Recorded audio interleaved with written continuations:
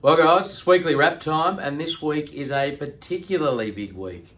Group 1 week. We don't get Group 1 runners every week, but tomorrow is that day. So pretty exciting times, Chris. Yeah, it's all happening. It's a big week, and very exciting. The Brisbane Winter Carnival is an awesome carnival that we love getting up to, and had a fair bit of action up there in the last couple of weeks, and more to come over the next couple of weeks as well. So it's good to be part of all the action up there. Absolutely. We'll get back to that. But firstly, let's just talk about last week, and talking about Brisbane Carnivals. I was up there last Saturday, and it was a fabulous day. And we had 2 running and 2 placings. We had 2 seconds, and Amelia's at her third start. Third start. She got a stakes placing, which is it was fantastic, but also pretty good for a pedigree page. And Marzu, who looked all but gone at 250 out, and fought back and got a good second behind the current Stradbroke favourite. Yeah, he was excellent. He had a great run. He did look like he was on the canvas there, as you alluded to, but great to see him really tough and fight that out to come back and claim second in what was a really good performance. Just obviously Valana was too good on the day, but nice to see him get a good result there. I think I could be wrong actually, but I'm thinking that might have taken his prize money through the $8 million mark, or maybe it's close to it, I'm not sure. Anyway, great result for him and his owners, and Amelius, super effort, very, very tough as well. It was mixed feelings after that one, wasn't it? A massive result for her to get a stakes placing to her name on her resume, but at the same time, probably a race that got away. Unfortunately, I think she was the class horse in the field, and just ridden probably upside down for her, which didn't work out, especially when jumping up from 1200 to 1500. But she did well to hang on for second. Tough run, but thankfully she seems to have bounced through it, and we'll be going around again this Saturday. But we'll get to that. We're there. Oh, okay. Yeah. So we'll move on to this week. Massive day tomorrow at Eagle Farm, and let's talk about the Group 1 first. So the JJ Atkins, Amelius, 4th start, 2-year-old, stepping up to 1600, good jockey on board, barrier 6, and it's just awesome to be there. Yeah, it is great to be a part of.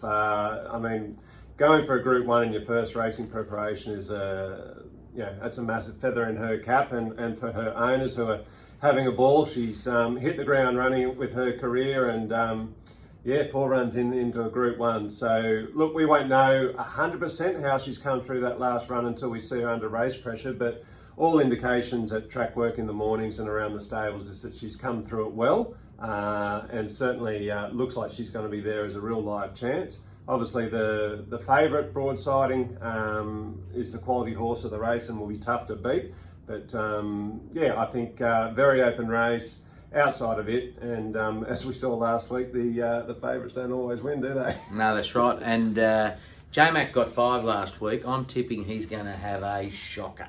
Okay. He's on favourites everywhere, and I reckon he's just going to destroy them all. So we'll see what happens. He's going to have a field day now. Anyway, so good luck to all the owners. Some new owners in that first horse. So at 4th start to get a Group 1. It's a long way back. So fingers crossed. Yeah, if we can, obviously would absolutely love to win that race with her. But even if she can run a place or even a 4th, to a degree as well, would be enormous for her residual value and great for her pedigree. So fingers crossed, and good luck to all the owners, and Sam and I look forward to seeing you up there. So a couple of other stable stars in tomorrow at Eagle Farm as well. It's stakes races everywhere. We've got Miss Hellfire in race 2, the listed Hinkler handicap. The barrier gods are with us this week, and I'll keep talking through them as we go, but she's drawn barrier 2, got Jason Collett on board. She's finally got the good track, which she'll enjoy. She is against the boys, but I said to Chris earlier, I reckon she's a red hot chance tomorrow. Yeah, look, I agree. I think she's definitely a live chance as well. She ran well last start at Eagle Farm without troubling the winner, but she ran a good performance, all things considered. I think this is a nice race for her. Dearly love to get her a stakes win. She's had a couple of stakes placing, Group 2 placing, only a few starts ago, and a listed win would be enormous for her as well. And I think it would also push her through about 700,000 in prize money. So she's been doing a fantastic job. She's usually very consistent, and I think she'll be in it right up to her ears. A good each way chance. Speaking of red hot chances, then we've got Revolutionary Miss in the Group 2 Dane Ripper, race 7. Stepping up to 1300, which she'll enjoy. Probably not quite there yet in distance, but she's got a boyfriend, Mickey D, on board. She's drawn barrier 3, so hopefully a bit of speed coming from out wide, and she'll find some cover and hopefully come home with a wet sail. Yeah, I think Mickey D and Rev Miss, they do have a nice relationship, don't they? I think she also ran really well first up in the Helen Coghlan Stakes, the same race that Miss Hellfire was in, so hopefully it proves to be a good form race. But she really loomed up like she was going to run right into it, and then probably peaked 150 out, which we sort of half expected, I guess, and is consistent with her. She's always a bit vulnerable first up, but improves the second up, and she'll be cherry ripe for the Group 1 Tats Tower 2 weeks later. But I think she would have really come on for that last race, and a little bit of extra distance up to the, what are we up to, the 1300? Yeah, that's definitely an advantage for her as well. So again, I think another each way chance. She's a quality mare, and she should run very well. She'll be there or thereabouts. So yeah, massive day on track at Eagle Farm tomorrow. We've got about 50 owners coming. Chris decided to join me for the trip up, so something must be there, and it's going to be a big day. So good luck to all the owners, and enjoy that. Continuing on our massive day, we moved to Newcastle, and aside from the fact that it's bucketing rain outside at the moment, which might put a spanner in the works, we've got some 2 lovely prospects here tomorrow. In race 4, we've got Zusain Bolt on debut. He's a big horse, big striding horse. He surprised us all with his most recent trial. When he got out and got some space, he just reeled them in. So really excited to see him. He's in barrier 6 over the 1300, and exciting to have another one on debut. Yeah, love seeing these horses, these young ones coming out and having their first races. It's always exciting. It's like opening a Christmas present and see what you got. But I think I expect him to run well, actually. I mean, obviously there's a lot of unknowns with the first starter, and what else is in the race as well. We don't know a lot about.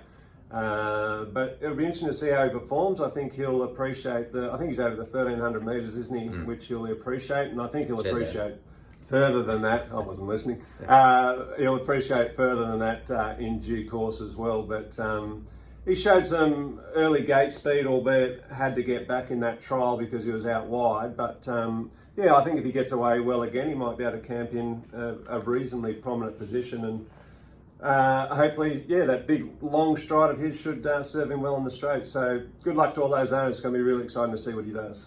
No, it'll be great. So, and then in the next race, race 5, we've got Merchant Lady. She's only had 2 career starts, a win at Gosford by 4, and a placing in the city. So she took her a little while, but she's a lovely filly, and really excited to see her have a run tomorrow. She's drawn a little sticky.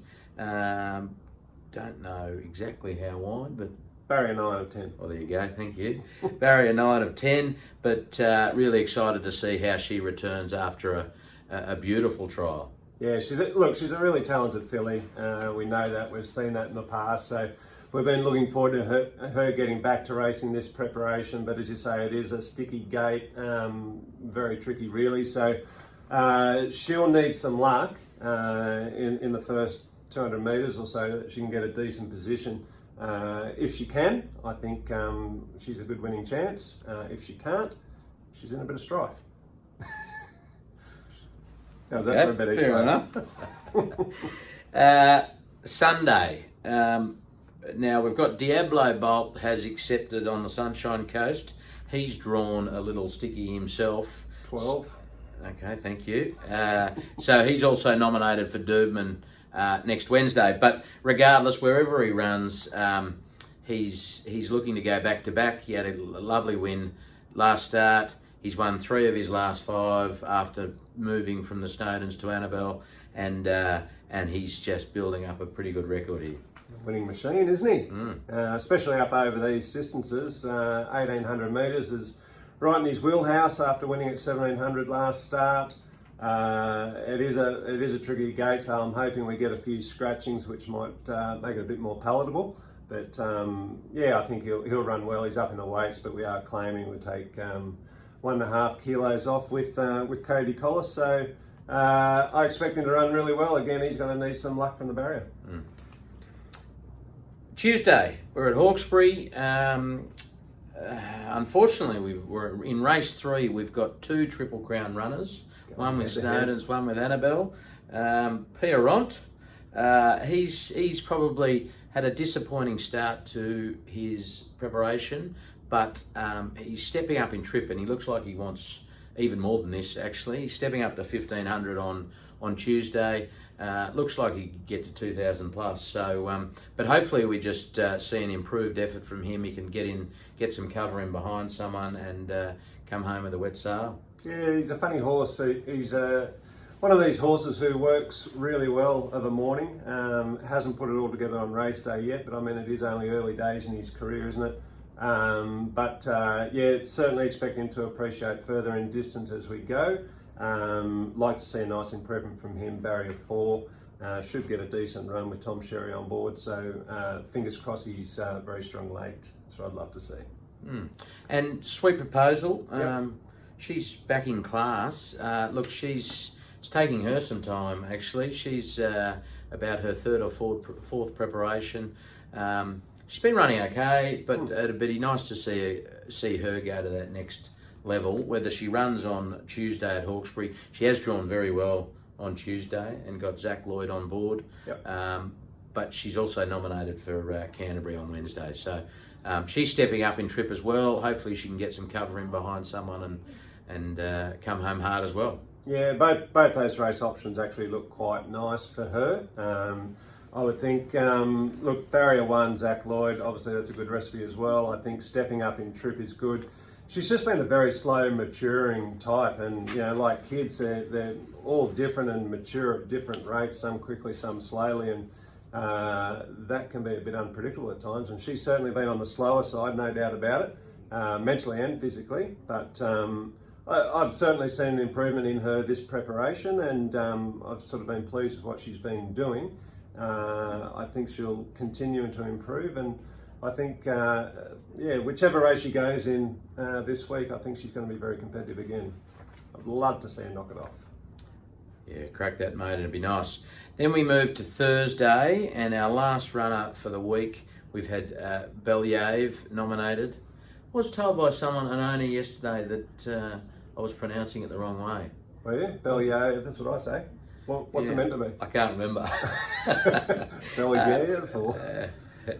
Anyway, nommed for Gatton on Thursday, coming off a maiden win.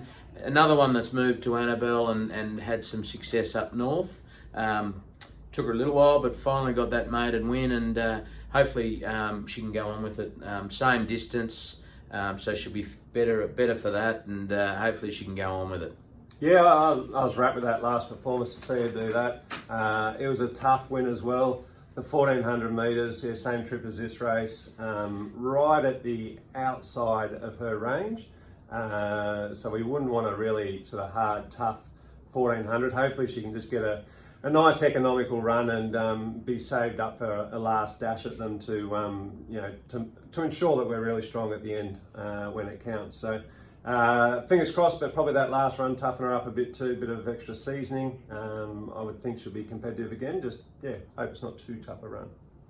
So that's it for the runners this week, and hopefully there's lots of winners amongst them. So good luck to all the owners. Good luck to the wider team, and you can't wait to see some of them go around. So all of them go around.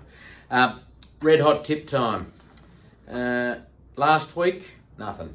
From either of us? Nothing. Okay. So Apologies. let's leave that there.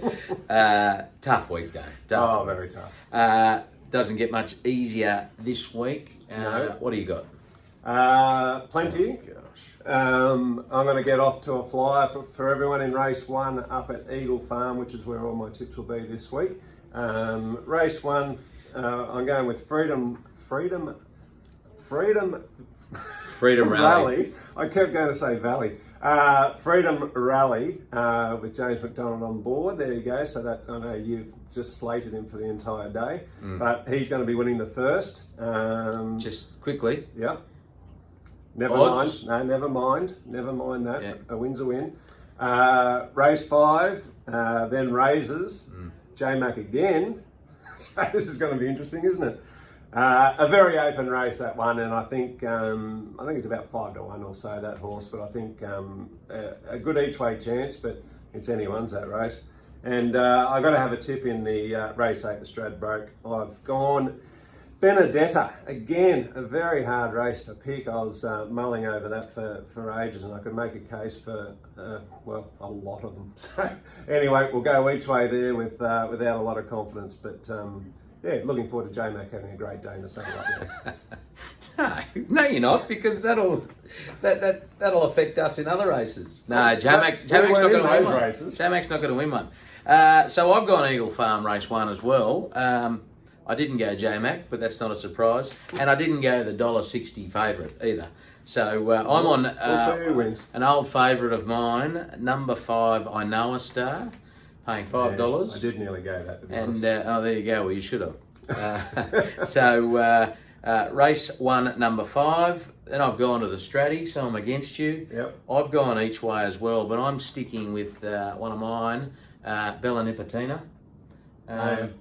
I just think her and what's the horse she's been? I don't know. I've just got Gate 21. I think it is in my mind when you said her. No, she'll be fine.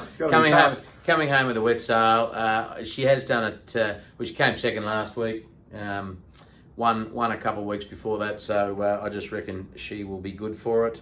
$13 for the win. So each way there. I'm on Annabelle in the Q22. I just think she's in fine form. So that's number 15, Faulkner Park. She's got a few in that race, In the hasn't she? Q22, yes, but I think Faulkner Park's looking good, paying $4. And I've got one more. I've gone Rose Hill Race 9, shortest odds, this one, of my 4, paying $3. Yeah, I was about to say, it won't be shorter than my first tip. Race 9, number 6 at Rose Hill, Franz Joseph. So I hope between, how many do you have? 3? 3. I hope between the 7 you can get something, just not the first. His first.